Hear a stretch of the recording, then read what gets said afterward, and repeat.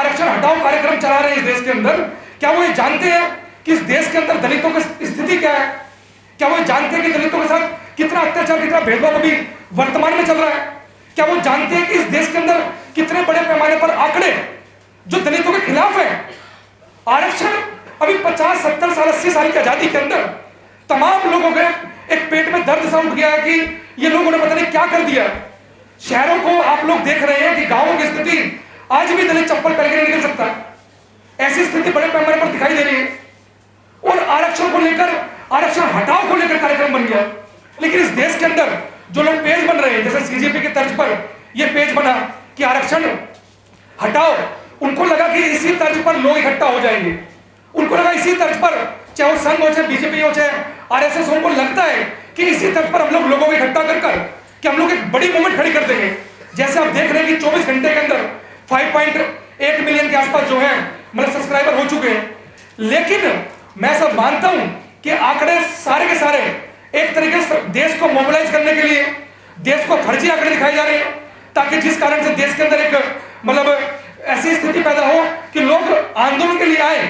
लेकिन मैं आपके इस प्रेस वार्ता के माध्यम से बोलना चाहता हूं कि उन तमाम लोगों को इस देश के वो तमाम आंकड़े देखने पड़ेंगे जो आरक्षण हटाओ के लिए आंदोलन करने की तैयारी कर रहे हैं।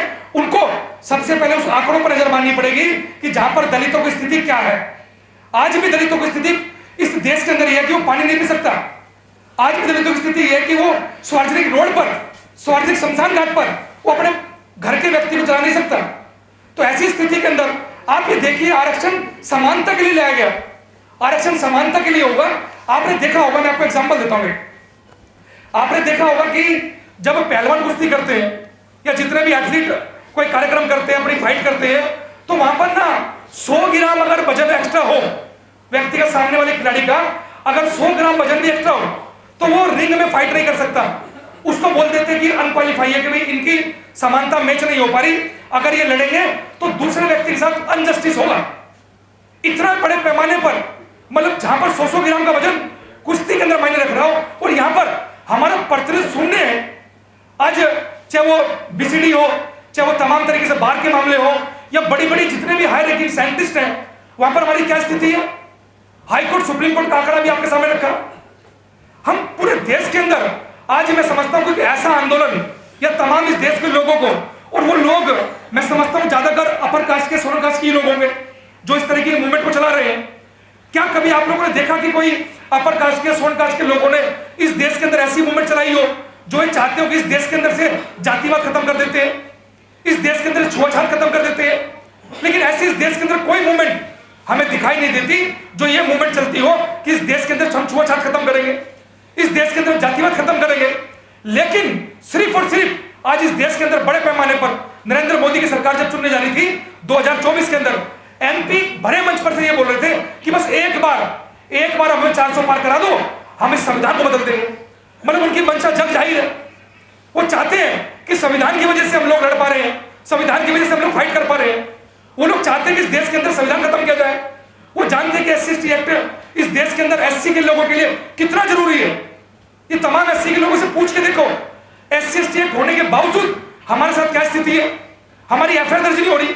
दिल्ली देश की राजधानी के अंदर हमारे लोगों को इकट्ठा होकर बड़े पैमाने पर थाना घेरना पड़ता है, तब हमारी FIR होती है। तो देश के दूर दराज इलाकों की हमारी क्या स्थिति है? और इस देश के अंदर आंदोलन चलाया जाएगा कि आरक्षण हटाओ, संविधान हटाओ। मतलब सोच के देखिए कि देश को किस तरफ ले जाने की तैयारी की जा रही है। ये देश के अंदर मैं समझता हूं कि बहुत खराब करने की तैयारी की जा रही है। देश के अंदर एक तरफ बोला जाता है कि हम लोग तमाम इस देश के अंदर लोगों को मिलजुल कर रहना है, तमाम शांति से रहना है, तमाम लोग आगे बढ़े। लेकिन आगे बढ़ने का जो आधार है वो आरक्षण है। जब आगे बढ़ने का आधार को आप छीन लोगे और उसके बाद बोलोगे हमसे कंपटीशन करो। एक बच्चा जो मतलब पढ़ भी नहीं पा रहा है, एक बच्चे के साधन संसाधन बिल्कुल विहीन है, उसके फादर के 30 रुपए मंथली जॉब पर वो जॉब कर रहे हैं। आप भी भारत सरकार मतलब भारत के आंकड़े देखिए कि जहां पर 80 रुपए मतलब पर डे पर आज लोग जिंदा है। वो लोग जो सेंट स्टीफन के अंदर बड़े बड़े कॉलेजों के अंदर पढ़ रहे हैं, वो चाहते हैं कि उनसे मुकाबला हो। तो उनके लिए तो आरक्षण बनाया गया, उनके लिए तो बनाया गया कि वो लोग जो पिछड़ गए हैं, जो लोग रह गए हैं, उनको बराबरी पे लाया जाए। लेकिन इस देश के अंदर ये बड़ा खतरनाक माहौल बनाया जा रहा है। इस देश के अंदर ये बड़ा खतरनाक षड्यंत्र लगाया जा रहा है कि किस तरीके से दलितों को दलित रखा जाए, किस तरीके से दलितों को इस देश के अंदर आगे जो बढ़ चुके हैं उनको दोबारा पीछे बढ़ाया जाए। और जबकि आगे की स्थिति क्या है, अभी बताया कि हाई कोर्ट के अंदर हमारा प्रतिनिधित्व क्या है 2008 से तो 2026 तक, अभी कोई दिल्ली हाई कोर्ट के अंदर मैं समझ रहा हूं एक भी जज एससी का नहीं है। आप ये देखिए सुप्रीम कोर्ट के अंदर स्थिति क्या है, जहां पर हमें होना चाहिए आप वो हमें देख रहे हैं। कहां पर हमें देख रहे हैं? ग्रुप डी की नौकरी पर, हमें देख रहे हैं क्लर्क की नौकरी पर, हमें देख रहे हैं सफाई की नौकरियों पर। तो वो जो जहां पे देखा जा रहा है, जहां पर आरक्षण की असल में जरूरत है, वहां पर तो हम नगन है, वहां पर तो हम शून्य है। हम तो इस मंच के माध्यम से, आज प्रेस वार्ता के माध्यम से बोलना चाहते हैं इस देश के अंदर आरक्षण बढ़ाया जाए। ये आंदोलन जो आरक्षण बचाओ का आंदोलन है ना, ये आरक्षण बचाओ के साथ साथ आरक्षण बढ़ाओ का भी आंदोलन है। और हम इस मंच के माध्यम से, इस प्रेस वार्ता के माध्यम से ये बोलना चाहते हैं उन तमाम लोगों को जो इस देश के अंदर ये चाहते हैं इस देश के अंदर से आरक्षण खत्म हो। मैं समझता हूं कि 5 मिलियन की जगह अगर जैसे सीजेपी के जो जितने मिलियन में जल्दी जल्दी बढ़े, इससे भी अगर डबल क्वांटिटी में बढ़ेंगे तो दलित इस प्रोटेस्ट को लड़ने के लिए पूर्ण रूप से तैयार है। और वो मानवतावादी लोग आज खड़े हो चुके हैं।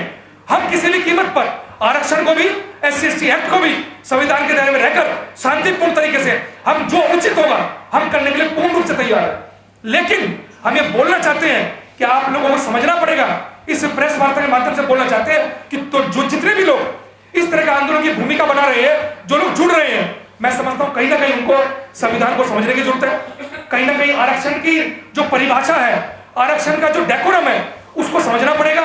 SC/ST एक्ट क्यों बना उसको समझना पड़ेगा। तब जाकर मैं समझता हूं कि जब वो लोग समझ जाएंगे, एक मोब है, उस मोब को मोबिलाइज किया जा रहा है दलितों के खिलाफ। और बड़े पैमाने पर मैं आप देख ही रहे हैं कि बड़े पैमाने पर दलितों को लेकर समय समय पर ऐसी न्यूज, ऐसा सिस्टम लगातार निकल रहा है जिसमें दलितों को डाउन करने का मामला चल रहा है। अरे आज भी 70-80 साल की आजादी के बाद आप ये सोचिए, आईपीएस अधिकारी को, जैसे बताया, आईपीएस अधिकारी को 100 पुलिस वाले साथ रखने पड़ते हो तब बारात निकलती हो। घोड़ी पे चढ़ने पर, मूंछ रखने पर, भैंस पालने पर आज की हमारी पिटाई चल रही हो और उसको बोला जा रहा है कि आरक्षण खत्म कर दिया जाए।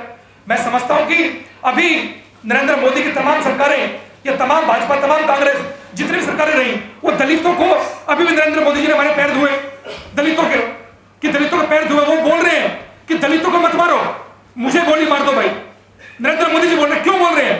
क्योंकि वो जानते हैं दलितों पर अत्याचार चल रहा है। और वही लोग जो इस देश के अंदर एक पेज बनाकर मोबिलाइज कर मैं समझता हूं कि सरकार को भी इसके अंदर इंटरफेयर करना चाहिए।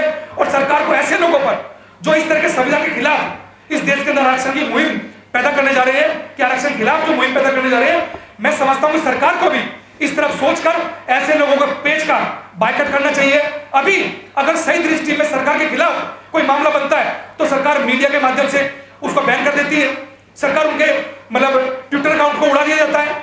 तो ऐसे ही मैं समझता हूं कि ऐसे पेजों को अब उड़ाने की जरूरत है, ऐसे पेजों को हटाने की जरूरत है जो संविधान के खिलाफ और तमाम तरीके से आरक्षण के खिलाफ, SC के खिलाफ ये मुहिम इस देश के अंदर बनाने की तैयारी कर रहे हैं। और हम इस देश की प्रेस वार्ता के माध्यम से उनको और तमाम लोगों को बोलना चाहते हैं कि दलित किसी प्रकार से भी अपने हक अधिकार को छीनने कतई नहीं देगा, हम उसके लिए तैयार हैं। हमें ये बता दिया गया है कि आरक्षण को लेकर कि आरक्षण कोई ना गरीबी हटाओ उन्मूलन कार्यक्रम चल रहा है।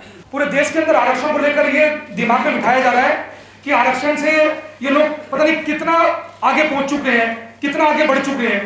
लेकिन अभी आंकड़े आपके सामने पेश किए गए और पूरे देश के आंकड़े आपके सामने हैं।